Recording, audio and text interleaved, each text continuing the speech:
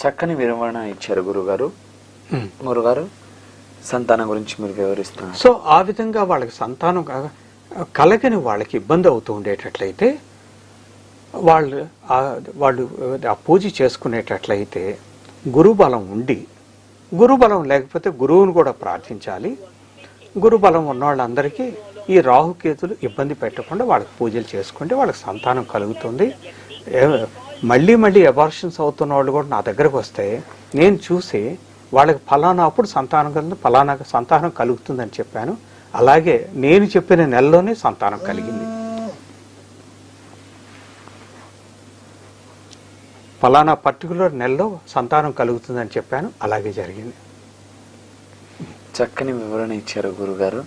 దానితో పాటు గురుగారు చాలా వరకు సంతానం కలిగిన వెంటనే పిల్లలకు పేర్ల విషయం దగ్గర కూడా గ్రహాల యొక్క తాకిడి ఉంటుందంట గురుగారు. పుట్టిన నక్షత్రాన్ని బట్టి తల్లికి కానీ తండ్రికి కానీ మేనమామ ఇలాగ ఎవరికైనా దోషం ఉంటుందని చెబుతూ ఉంటారు. అదే శాస్త్రంలో ఉన్నది. దానికి తగ్గ పూజలు చేయించుకుంటూ ఉండాలి. తర్వాత మీరు అడిగింది ఏంటి? పేరు పెట్టేటప్పుడు, పిల్లల పేరు పెట్టేటప్పుడు గ్రహాల యొక్క అనుకూలంగా పేరు పెడితే బెస్ట్ అంటారా?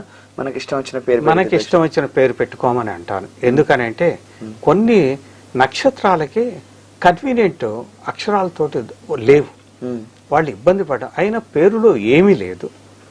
మీరు చట్నీసు చిల్లీసు ఇలాంటివి చూస్తూ ఉంటారు. ఏం పేర్లు అవి? చట్నీ అంటే రోటి పచ్చడి, చిల్లీ అంటే మిరపకాయ.